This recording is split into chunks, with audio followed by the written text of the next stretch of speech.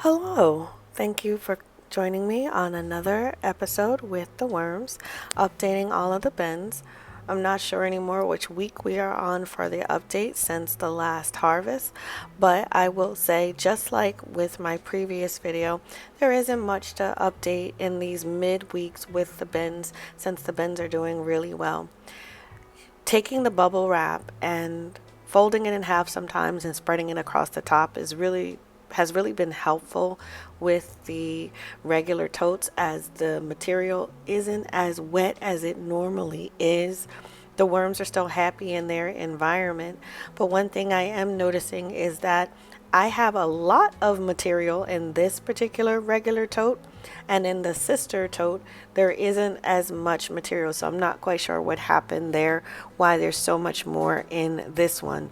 But with this bin, I do not believe I'm going to be adding any more material, because if I push it over all to one side, it's going to end up being too high at the top, and then the bin is going to be too heavy for me to lift and move around for harvest time. So as far as material, I don't foresee, unless this compresses down a lot more than what it is. Since the bin's looking good, I'm going to give this a good size feeding, a little bit larger than what I have been feeding it, just in case I have some more worms in there, some newer wisps that are pretty hungry in there and want to feed it a larger portion, just to make sure that they are kept happy in this bin. And after feeding it up, this bin is set up for the next week.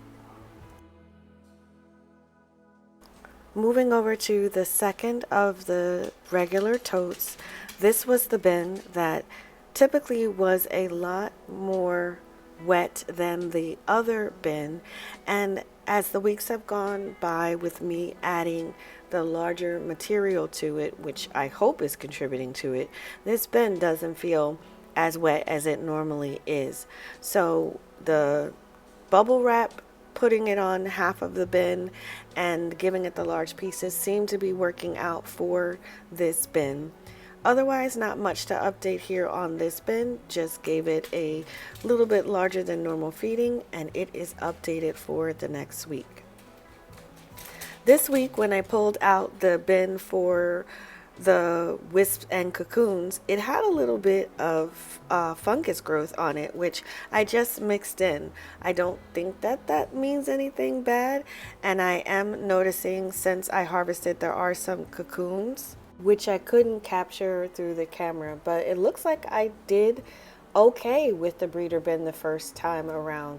So we'll see what happens in that particular bin. And I had the same fungus on top of the breeder bin for this week, and I just did the same thing, just mixed it in.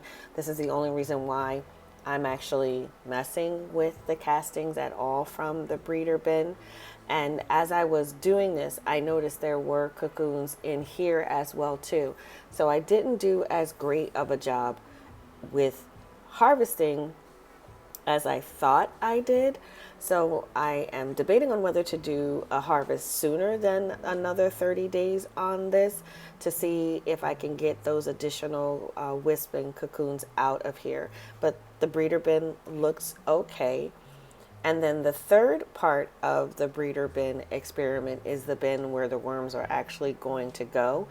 I am noticing, as I'm pushing the material closer to the side, it is staying damper than it was before. It was drying out pretty quickly, and it's probably because it's in a vermi bag tote.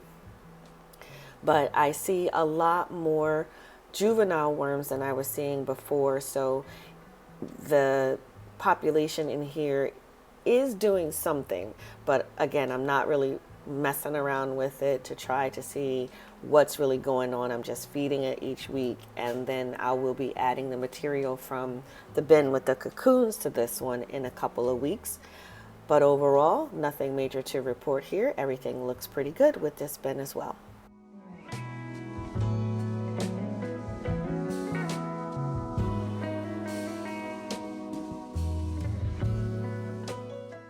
In the second Vermi bag tote, this bin as well is moving along nicely.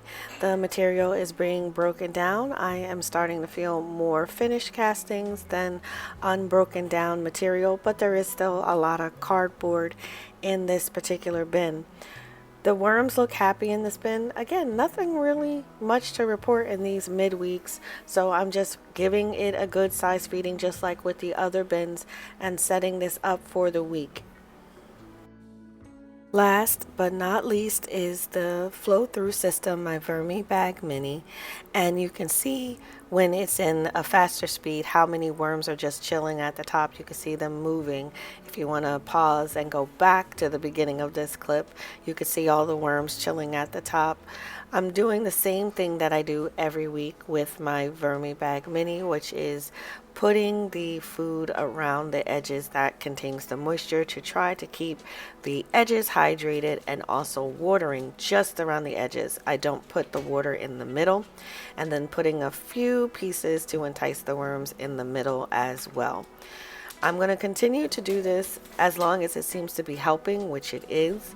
And also this week I added some additional material to this bin. I really should be adding material week to week, and based on suggestions from comments, I'm not going to do the cocoa core. But all of my bins have been updated for the week. If you've gotten this far, thank you so much for sticking with me to the end. Unfortunately, there isn't much to say in these weeks, so I thank you so much for watching.